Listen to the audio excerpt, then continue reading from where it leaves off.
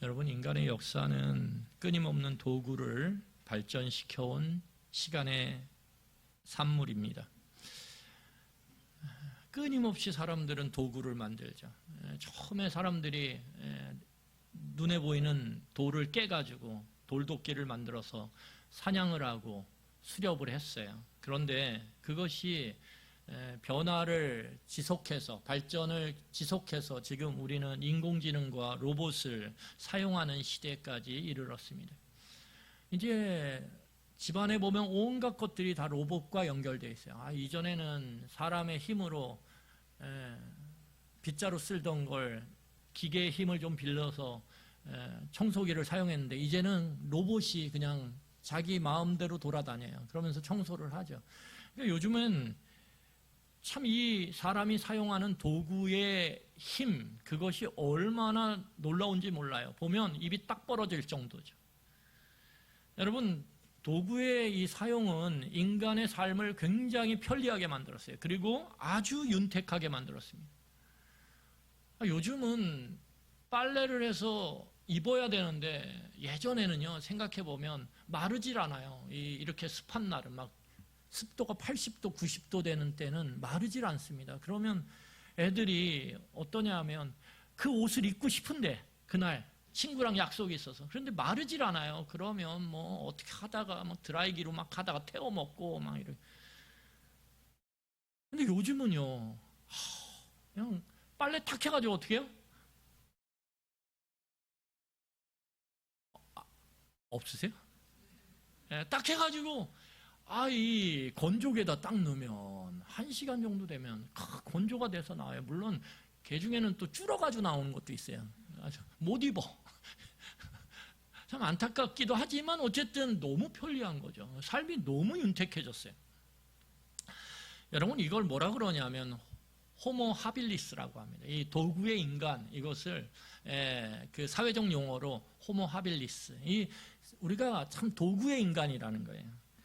여러분, 그래서 잘 보면 사람은요, 무언가를 도구로 만들고 수단으로 만들어서 그것을 사용해서 내 삶을 보다 편리하고 보다 윤택하게 만드는 데 있어서 아주 뛰어난 능력을 갖고 있어요. 예를 들면요, 아까도 말씀드린 것 중에 하나지만 얼마나 놀라운지요. 제가 그 목양실에 등이 LED인데 등이 나갔어요. 하나가 탁 꺼지더니, 그래서 하나 있어서 참을만 했거든요. 그런데 또 얼마 있다 하나가 딱 꺼지더라고요. 그래가지고 이제 그걸 좀 어떻게 갈아야지 하고선 찾다 보니까 뭘 보게 됐냐 하면 이 LED 등인데 리모컨이 있어요. 저는 깜짝 놀랐어요. 앉아가지고 딱 있다가 리모컨 딱 키면 불이 딱 켜진다는 거예요. 물론 그냥 버튼으로 하는 것보다 훨씬 비싸더라고요.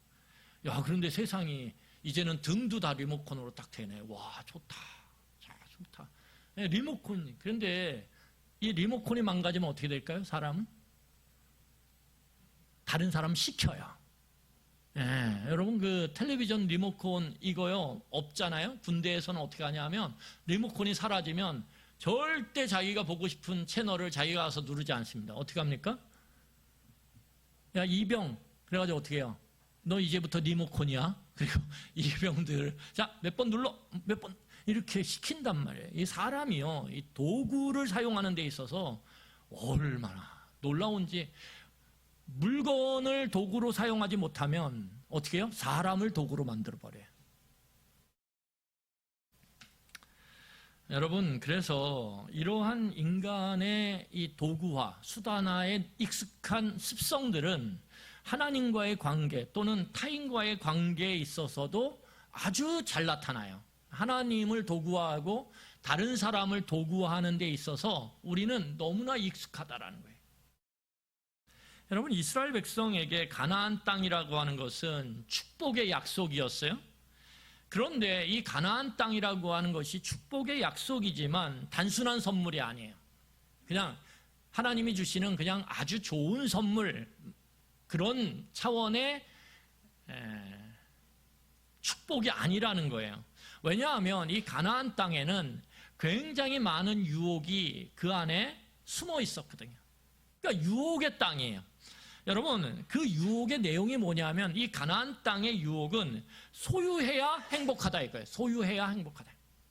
야, 너 소유해야 행복해. 소유하지 못하면 너 불행한 거야. 너 이 명품백을 가져야 너가 행복해질 수 있어. 이 명품백 하나 없으면 너 불행한 인생이다. 너 지금까지 뭐 하면서 살았니? 세상은 그렇게 계속적으로 유혹을 해요. 또 어떤 유혹을 하냐면 더 많이 가져야 안전하다 이렇게 유혹해요. 더 많이 가져야 10억? 아유, 그거 가지고는 노후가 확보가 안 돼. 20억 아니 20억도 어쩌면 30억. 제가 너무 많은 단위를 말했군요. 1억 1억 가지고는 안 될 것 같은데 2억이면 될까? 2억 2억 했는데 이것도 모자라. 5억 더 많이 가져야 네 삶이 안전해. 너 어떤 일이 일어날지 어떻게 알아? 네 인생 가운데. 그러니까 더 많이 있을 때 챙겨. 그럼 뭐라 그러냐면 이 유혹의 땅은 더 많이 쌓아야 너 자유롭다. 더 많이 쌓아야 네 인생이 자유로워. 너 어디 매이지 않아. 누군가에게 창피당하고 굴욕당하지 않을 수 있어. 너 자식들한테도 네가 좀 많이 쌓아놔야 자식 관계에서도 너가 자유로울 수 있어. 아이가 부모한테 애 좀 봐줘 이럴 때 안 봐줘 나 괜찮아. 그럴 수 있어. 왜? 용돈 안 받아도 네가 갖고 있는 거 쌓아놓은 걸로 네가 자유롭게 얼마든지 살 수 있잖아. 여러분, 이것이 우리가 지금도 듣고 있는 그러한 말들이 아닙니까? 이 가나안 땅은 이런 말들로 가득했다라는 거예요. 그러니까 지금 소유해야 행복하고 더 많이 가져야 안전하고 더 쌓아야 자유롭다고 하는 이 말 속에는 무엇이 담겨져 있냐면 여러분, 행복하고 안전하고 자유롭고 이거는 인간이 원하는 욕구거든요. 그런데 이 욕구가 오늘 뭐와 연결되냐 하면 소유해야, 더 많이 가져야, 더 많이 쌓아야 소유와 연결된다라는 거예요. 그러니까 우리의 욕구, 행복의 욕구가, 가치의 욕구가, 안전의 욕구가, 자유의 욕구가 뭐랑 연결되냐 하면 소유랑 연결되고 더 많은 소유와 등치된다라는 거예요. 이것이 가나안 땅뿐만 아니라 오늘 우리가 살아가는 세상, 지금 현재 여기도 똑같다라는 거예요. 이스라엘 백성뿐만 아니라 저나 여러분들이 이런 세상의 유혹의 속삭임 가운데 우리는 마음이 늘 흔들린다라는 거예요. 불안하다라는 거예요. 여러분, 인간은 이런 유혹의 속삭임을 만나면요, 인간의 욕심이 조절되기가 어려워요. 굉장히 강해집니다. 이런 불안함이 우리 삶 가운데, 마음 가운데 확 몰려들잖아요. 그러면 이런 유혹의 속삭임 가운데 우리의 욕망, 우리의 욕심이 강력해집니다. 보이질 않아요. 그냥 쌓아야 돼요. 그냥 뭔가 소유해야 돼요. 그래야 뛰던 가슴이 진정이 될 것 같고 불안했던 마음이 평안을 찾을 것 같아요. 여러분, 그런 측면에서 이 가나안 땅은 인간의 욕심이 자라기가 굉장히 쉬운 환경이에요. 왜냐하면 가나안 땅에는 무언가 소유할 만한 것들이 주변에 가득하거든요. 내가 조금만 애쓰고 수고하면 얼마든지 손에 넣을 수 있는 것 같은 그런 마음이 들거든요. 그래서 이 인간의 욕심을 조절하기 어렵다라는 측면에서 보면 이 가나안 땅이 굉장히 위험한 땅이에요. 축복의 땅인데 그 축복의 땅이 갖고 있는 그 내면에 이 유혹거리들 때문에 인간의 욕심을 제어할 수 없도록 만드는 그러한 땅이라는 거예요. 여러분, 우리가 살아가는 지금의 세상도 마찬가지죠. 주변에 얼마나 많은 것들이 있는지 몰라요. 이마트만 가도요, 얼마나 눈을 휘둥그레하게 만드는지. 그래서 엄마들이 애들을 이렇게 데리고 이마트에 가면 어떡합니까? 층수를 다 알아서 층수에 뭐가 있는지, 그래서 그 층을 빨리 피해가. 왜요? 거기 장난감 코너를 들리거나 아니면 좀 중고생 아이들 그런 가전제품 있는 컴퓨터나 패드가 있는 데를 딱 지나다 보면 애들이 어떻게 해요? 부모의 손을 끌고 가서 다른 애들이 이거 있는데 난 없어요. 우리 집은 거지 같아요. 이렇게 얘기한단 말이에요. 그러면 부모의 마음이 어때요? 너무 힘든 거예요. 너무 힘든. 여러분, 그래서 가나안 땅이 위험한 땅이에요. 축복의 땅이지만 위험한 땅이라는 거예요. 반면에 이스라엘 백성들이 40년 동안 살아왔던 광야는요, 주변에 아무것도 없어요. 아무것도 없으니까 어떠냐면 욕심이 자라기가 어려워요. 제가 그걸 보면 이 나는 자연인이다에 산에 가신 분들 있잖아요. 그분들이 대부분 그 인생의 초반부는 다 욕심으로 더 많이 소유하려고 더 많이 벌려고 하다가 그만 잘못된 선택을 해서 사람을 잘못 믿어서 어떡합니까? 와르르 인생이 무너지면서 산으로 찾아온 거예요. 바다의 그 외딴 섬으로 찾아든 거예요. 그런데 거기서 아무리 애써봤자 얻는 게 뭐예요? 버섯. 거기서 아무리 힘써봤자 뭐예요? 나물. 그런 거예요. 그러니까 그 지천에 있단 말이에요. 별로 욕심이 없어요. 대부분. 물론 개 중에는 그럼에도 불구하고 그 안에서도 욕심 부리는 분들이 있어요. 그런데 대부분 없어요. 왜? 주변에 없기 때문에. 그런 측면에서 보면 이 광야라고 하는 것이 위험한 땅이죠. 저주의 땅 같죠. 그런데 굉장히 안전한 땅이에요. 욕심을 제어할 수 있다라는 측면에서는. 여러분, 이 견물생심이라는 말이 있어요. 볼 수 있는 것들이 많아지면 인간의 욕심도 그만큼 비례해서 커지는 거죠. 그래서 여러분, 요즘에 무언가 내 삶 속에서 필요 없는 것들, 안 쓰는 것들을 버리는 것, 미니멀 라이프라고 하는 그러한 삶의 스타일이 많은 사람들에게 전해지고 있어요. 왜요? 내가 이것저것 다 소유해봤는데 오히려 더 힘들고 더 번민에 쌓이고 더 괴롭고 눈에 어지럽게 쌓여있는 것들을 보면서 마음은 더 힘들고 줄여야 되겠구나. 이런 삶이 지금 이루어지고 있다라는 거죠.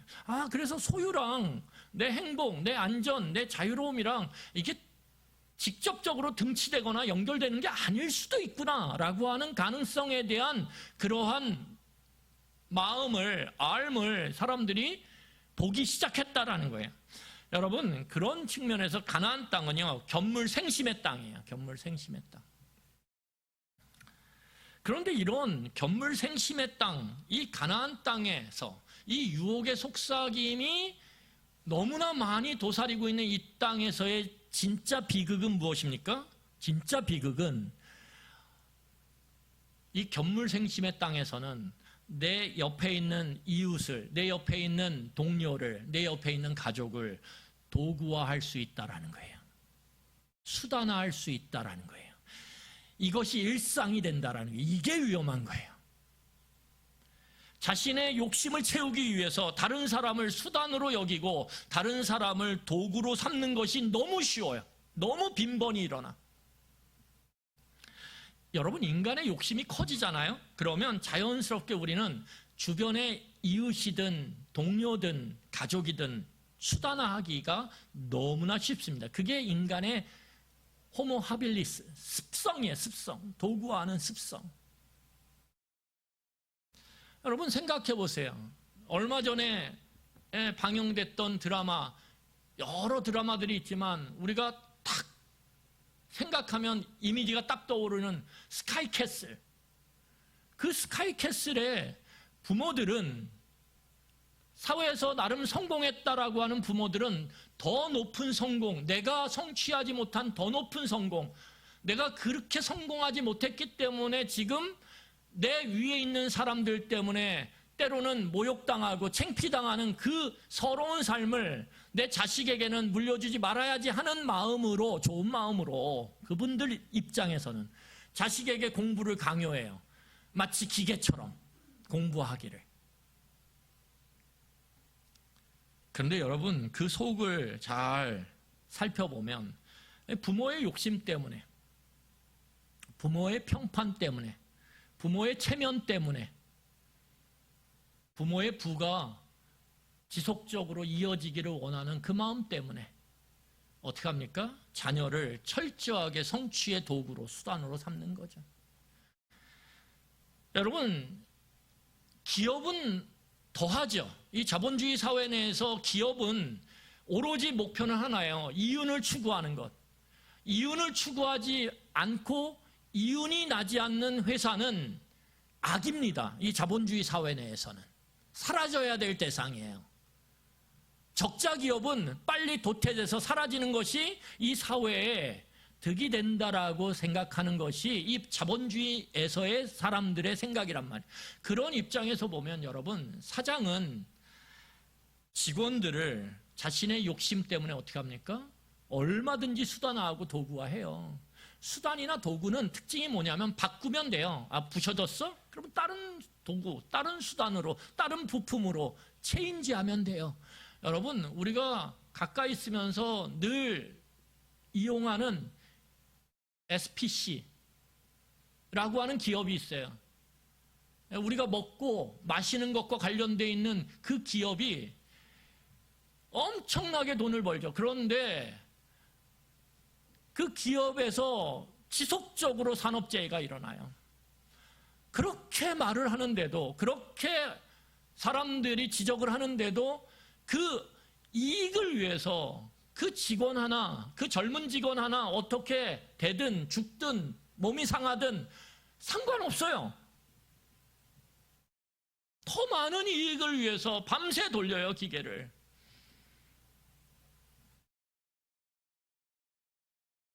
여러분, 심지어는요, 목사가 욕심을 갖잖아요. 그러면 정말 달콤한 말들로 성도들을 자신의 성공의 도구, 성취의 도구로 얼마든지 삼는 세상이 이 가나안뿐만 아니라 오늘 우리가 살아가고 있는 시대의 모습이라는 거예요. 그런데 중요한 것은 무엇이냐 하면 이 가나안 땅이 이중성을 갖고 있어요. 여러분, 우리의 삶 또한 이중성을 갖고 있습니다. 가나안 땅이 하나님의 축복인 것처럼 우리의 삶 또한, 우리의 일터 또한, 우리의 가정 또한 하나님의 축복이죠. 그런데 그 안에는 반드시 두 개의 성격이 공존한다는 거예요. 하나는 그것이 축복이죠. 선물이죠.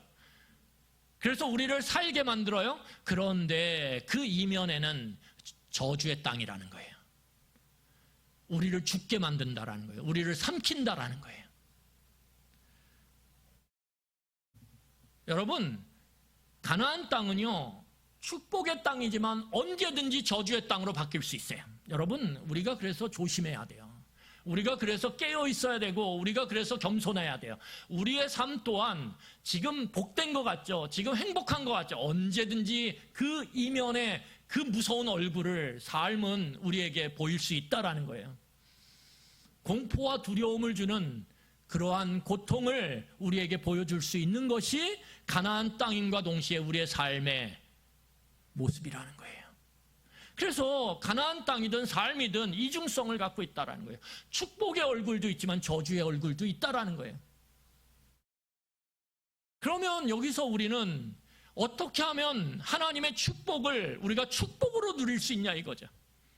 가나안 땅의 그 선물을 우리가 어떻게 축복으로 누릴 수 있냐. 왜요? 이 이스라엘 백성들이 나중에는 그 축복의 땅에서 어마어마한 저주를 누리거든요. 저주를 경험하거든요. 여러분, 하나님께서요, 이스라엘 백성들이 이제 이 민수기는 가나안 땅, 그 축복의 땅으로 들어가기 직전에 말씀하시는 거예요. 들어가기 직전에 놀랍게도 하나님과의 관계, 타인과의 관계 속에서 너희들의 그 욕심, 축복을 저주로 바꿔버리는 그 무서운 욕심을 다스리고 제어할 수 있는 내가 지혜를 줄게. 하나님께서 지혜를 말씀하세요. 여러분, 이게 너무 중요한 거죠. 하나님과의 관계, 다른 사람과의 관계에서 내 욕심이 폭발하기 시작하면 우리는 하나님도 도구로 삼고 다른 타인도 수단으로 삼아서 어떻게 합니까? 그렇게 살아갈 수 있어요. 그러다 보면 내 삶이 바뀌기 시작해요. 어떻게 바뀌냐면 축복이 저주로 바뀌기 시작한단 말이에요. 모든 관계가 다 엉망진창이 되거든요.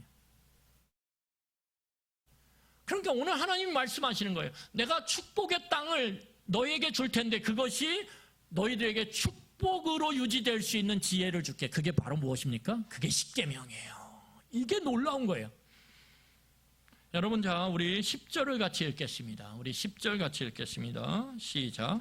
나를 사랑하고 내 계명을 지키는 자에게는 천대까지 은혜를 베푸느니라. 여러분, 오늘 하나님께서 이스라엘 백성들에게 너의 욕심, 너의 욕망이 제어되지 않고 다스리지 않는 상태로 폭발하게 되면 너의 모든 관계는 다 망가진다. 너 그거 알아야 돼. 지금 욕심을 채우고 싶어서 미치겠지.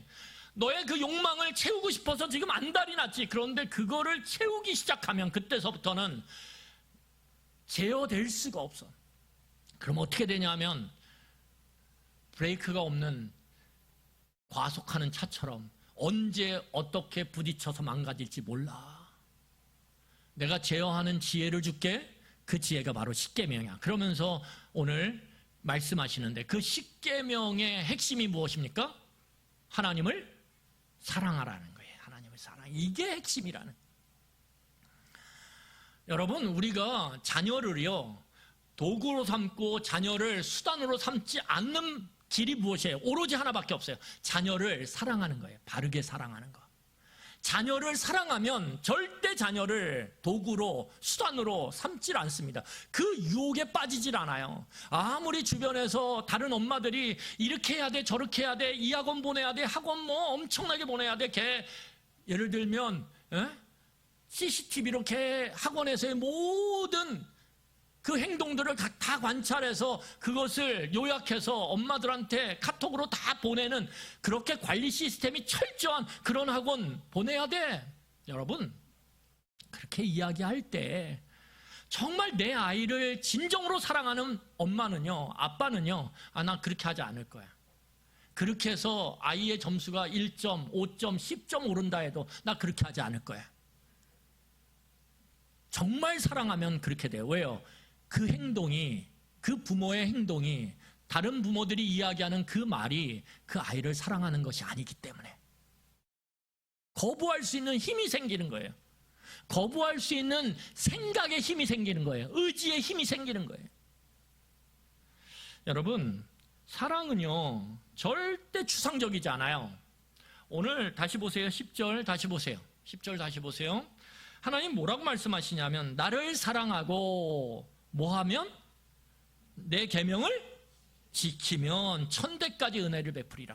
여러분, 이 천대까지 은혜를 베푼다라는 게 뭐예요? 천대까지. 그게 아니라 은혜가 은혜되게 한다라는 거예요. 축복이 축복되게 한다라는 거예요. 축복이 저주로 바뀌는 일은 없다라는 거예요. 어떻게 하면? 사랑하면 하나님을. 그러면 하나님을 사랑한다라는 건 그냥 사랑해요 하나님 찬양하면서 하나님 사랑해요 그렇게 하는 거냐? 아니에요. 오늘 사랑이라는 게 뭐냐? 내 계명을 지키는 거예요. 아주 구체적인 일상의 삶 가운데서 아주 구체적인 계명을 지키는 것, 그것이 하나님을 사랑하는 자의 모습이라는 거예요. 여러분, 오늘 11절을 보세요. 그러면 우리가 십계명이 여러 가지가 있는데 한 두 가지만 대표적으로 하나님의 그 지혜가 얼마나 놀라운지를 같이 살펴보면서 우리가 영적인 교훈을 받기로 원합니다. 우리 11절을 같이 읽겠습니다. 11절 같이 읽겠습니다. 너는 내 하나님 여호와의 이름을 망령되이 일컫지 말라. 나 여호와는 내 이름을 망령되이 일컫는 자를 죄 없는 줄로 인정하지 아니하리라. 여러분, 거기 뭐라고 말하냐면 하나님께서 십계명 중에 계명을 말씀하시는데 너는 내 하나님 여호와의 이름을 망령되이 일컫지 말라, 부르지 말라라는 거죠. 나 여호와는 내 이름을 망령되이 부르는 자를 죄가 있다라고 인정한다. 여러분, 죄로 인정하면 어떻게 됩니까? 축복이 저주로 바뀌는 거예요. 당연히. 그렇지 않습니까?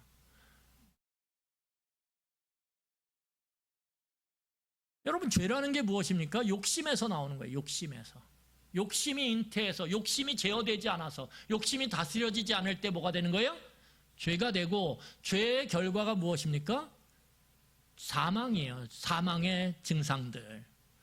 저주예요. 그러면 오늘 하나님의 이름을 망령되이 부르는 건 죄예요. 그러면 하나님의 이름을 망령되이 부르는 죄를 짓는 이유는 뭘까요? 욕심 때문에 그런 거예요. 욕심 때문에. 그리고 그 욕심 때문에 하나님의 이름을 망령되이 부르는 죄를 지을 때 어떻게 됩니까? 사망에 이르게 되는 거예요. 축복이 아닌 저주를 경험하게 되는 거예요. 그러면 오늘 성경을 보면 망령되이라는 게 도대체 뭐냐 이거죠. 오늘 이 망령되이를 무슨 말로 바꿀 수 있냐면 생각 없이. 뭐라고요? 생각 없이. 그래서 이걸 바꾸어서 제3계명을 풀면 이렇게 돼요. 하나님의 이름을 생각 없이 부르지 말라. 하나님의 이름을 생각 없이 부르지 말라. 이 말이에요. 생각 없이 부르지 말라. 여러분, 우리가 누군가를 대할 때요, 상대방에 대한 생각을 안 해요? 그러면 어떻게 됩니까? 함부로 말하게 돼 있어요. 한번 여러분들의 삶을 한번 잘 돌아보세요. 내가 상대방에 대해서 생각을 안 하고 말을 뱉잖아요. 아니면 행동을 하잖아요. 그러면 함부로 거침없이 하게 돼 있어요. 여러분 생각해 보세요. 식당에 가요. 식당에 가는데 그 식당에서 서비스를 하는 직원들을 봐요. 그러면 직원에 대해서 아무 생각이 없잖아요. 그럼 어떻게 됩니까? 어떻게 될까요? 함부로 말하고 대하게 돼 있어요. 여러분 아파트 단지에서 아파트 단지를 돌보고 관리하시는 경비원 분들을 생각 없이 대하잖아요. 그러면 함부로 말하게 돼 있어요.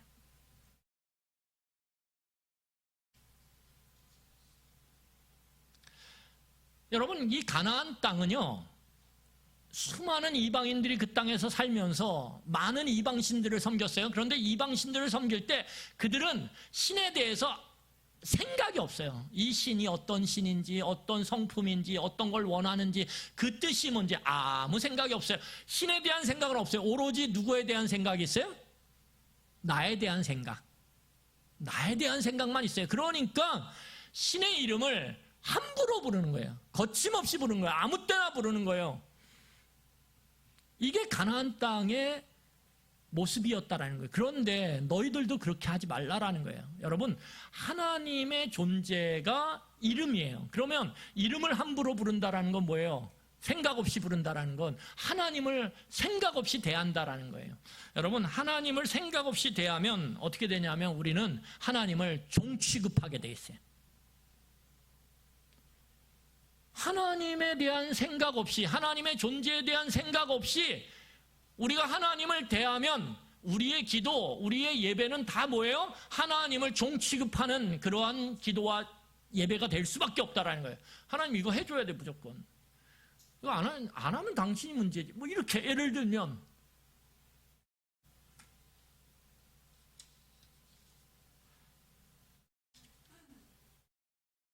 여러분 한때 저 아스팔트, 서울의 아스팔트, 광화문 그 대로에서 목사라는 사람이 그 수많은 사람들 앞에서 하나님의 이름을 함부로 하면서 하나님 나한테 온나?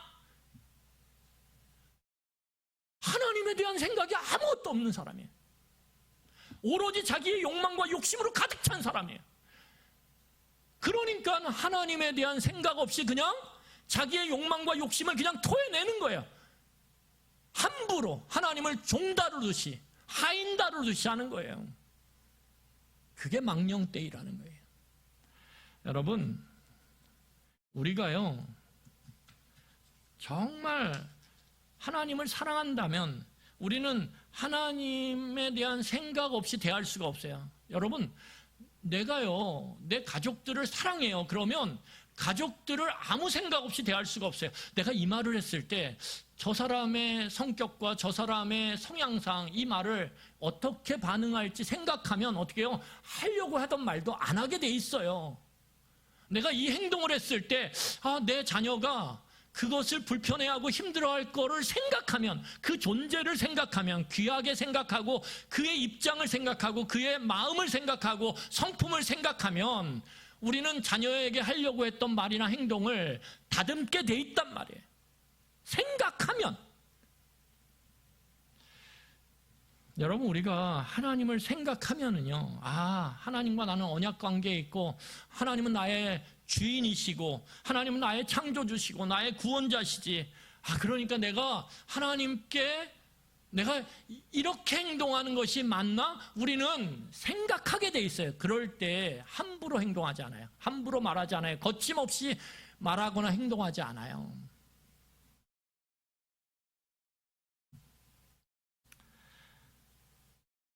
여러분, 하나님에 대해서 생각하는 것이 무엇입니까?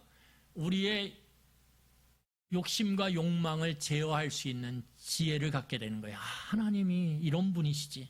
하나님이 저런 분이시지. 이걸 생각하는 거예요.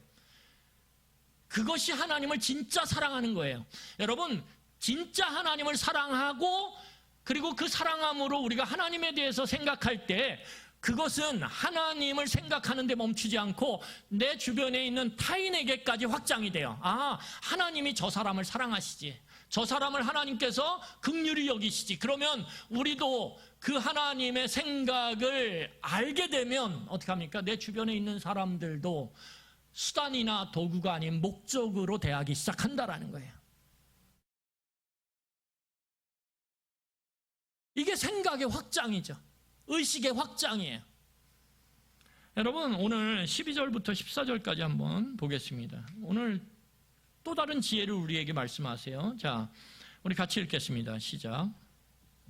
하나님 여호와가 내게 명령한 대로 안식일을 지켜 거룩하게 하라. 엿새 동안은 힘써 내 모든 일을 행할 것이나 14절이요. 일곱째 날은 내 하나님 여호와의 안식일인즉 너나 내 아들이나 내 딸이나 내 남종이나 내 여종이나 내 소나 내 낙이나 내 모든 가축이나 내 문 안에 유하는 객이라도 아무 일도 하지 못하게 하고 내 남종이나 내 여종에게 너같이 은식하게 할지니라. 여러분, 가나안 땅에서 가장 쉽게 망가지고 왜곡되고 무너져 내리는 날이 있어요. 그 날이 뭡니까? 안식일이에요. 이 안식일은 가나안에서 아주 보잘것없는 취급받는 날이에요. 왜냐하면 이 가나안 땅은요, 기본적으로 안식, 쉼을 경시하거든요. 쉼이라는 걸 악 취급하거든요. 왜냐하면 그 땅에서는요, 인간의 욕망과 욕심이 자극되어지는 다양한 유혹의 땅이에요. 그렇기 때문에 내가 원하면, 그리고 내가 그 원함을 위해서 열심히 일하면, 동기부여가 돼서 열심히 애쓰면 얼마든지 내가 소유할 수 있는 땅, 그 기회가 열린 땅이라고 우리는 생각한단 말이에요. 그러면 어떻게 됩니까? 내가 열심히 일해서 수고해서 땀 흘려서 더 많이 수고하면 더 행복해지고 더 자유로워지고 더 편해지는 이 세상. 그러면 쉬는 건 죄죠. 쉬는 건 악이죠. 어떻게든 일해야죠. 옆에 있는 사람들을 다 동원해서 일을 해야죠. 그래야 내 소유가 점점 커져서 나는 행복해지고 나는 자유로워지고 나는 더 편해지죠. 그러니까 쉰다라는 것은 이것은 잘못된 거란 말이에요. 이 가나안 땅에서는.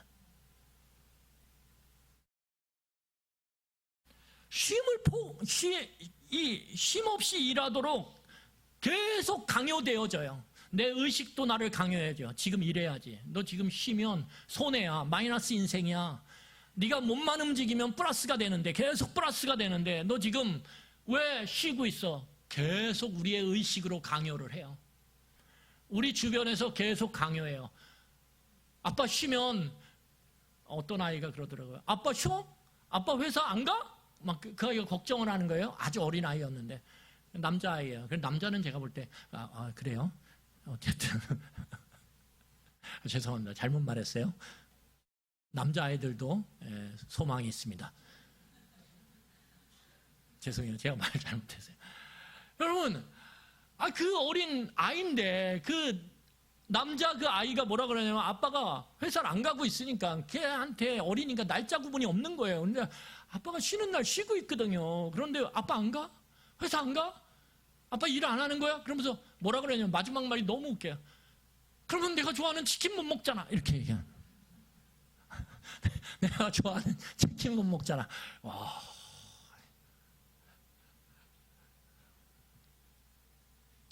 주변에서 계속 자극해요. 조금 쉬면 일해야지. 언제까지 쉴 거야?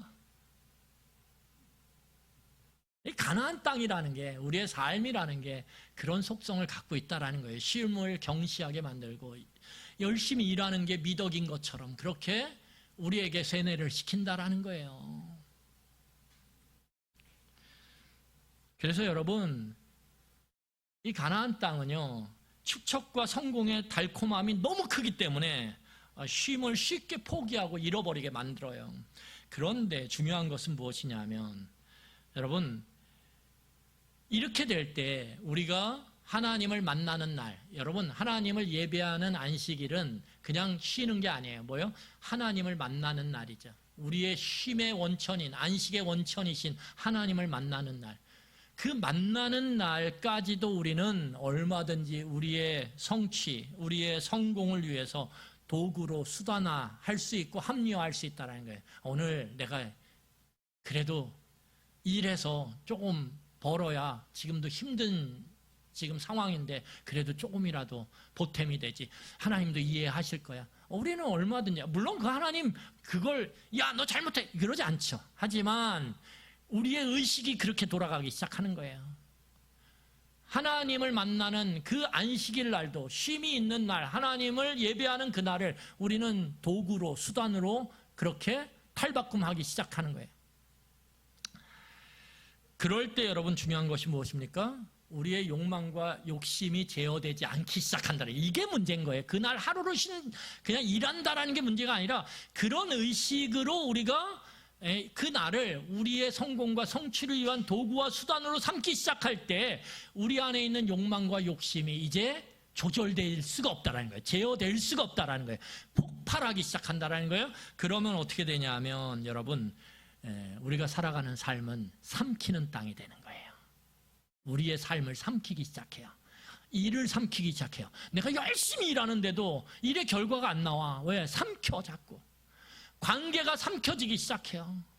정말 좋은 관계, 아름다운 관계, 사랑의 관계로 유지해야 될 가족 관계가 다 꼬이고 어그러지고 망가지기 시작해요.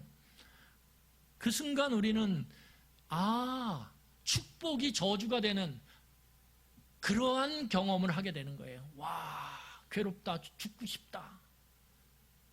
왜 이렇게까지 됐지?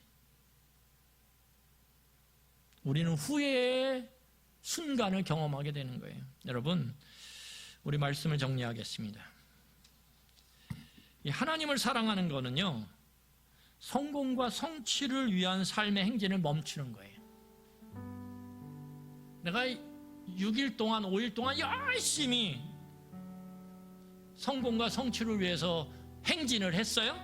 그런데 이 주일은 우리가 그 힘찬 행진을 멈추는 거예요. 야, 내가 한 발 더 내디면, 내가 손 하나 더 뻗으면 와, 채워질 텐데, 더 쌓일 텐데, 더 소유하게 될 텐데, 이 유혹을 용기 있게 딱 끊는 거예요. 그리고 우리의 시간과 우리의 공간을 온전히 하나님께 예배함으로 드리는 거예요. 여러분, 이게 중요한 게 뭐냐면, 이럴 때 우리 안에 불타오르던 욕심과 욕망이 조절되어지는 그러한 전환을 경험하게 되는 거예요. 우리의 욕심과 욕망이 우리의 의식을, 우리의 의지를, 우리의 삶을 끌고 나가던 거기에 어떻게 해요? 잠깐, 야, 너의 욕망과 욕심을 내가 무시하진 않지만 너는 뒤에서 따라와야 되는 거야. 나를 끌고 갈 수가 없어. 이렇게 조련하는 거예요. 훈련시키는 거예요. 그럴 때 여러분, 우리의 눈에 가치 있고 소중하고 아름다운 것들이 눈에 더 선명하게 보이기 시작하는 거예요. 욕심이 조절되기 시작할 때. 욕심이 조절되기 시작할 때 우리가 지켜야 되는 그 관계, 지켜야 되는 그 가치, 지켜야 되는 그 하나님의 말씀이 또렷하게 드러나기 시작하는 거예요. 그럴 때 내 삶이요, 축복을 축복으로 누릴 수 있는 은혜를 누리게 되는 거예요.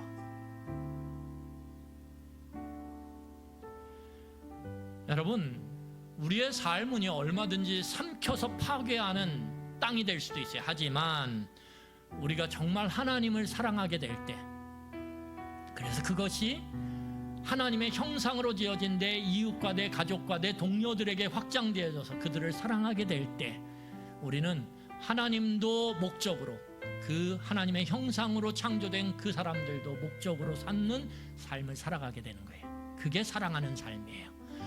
하나님을 사랑하는 자, 내 이웃을 내 몸과 같이 사랑하라고 하는 이 말씀, 그 말씀 속에 이 계명들이 담겨져 있는 것이고, 이 계명들을 구체적으로 우리의 삶 속에서 실현해 나갈 때 우리는 놀라운 사랑이라고 하는 욕망과 욕심의 조절기를 갖게 되는 거예요. 이게 엄청난 거예요.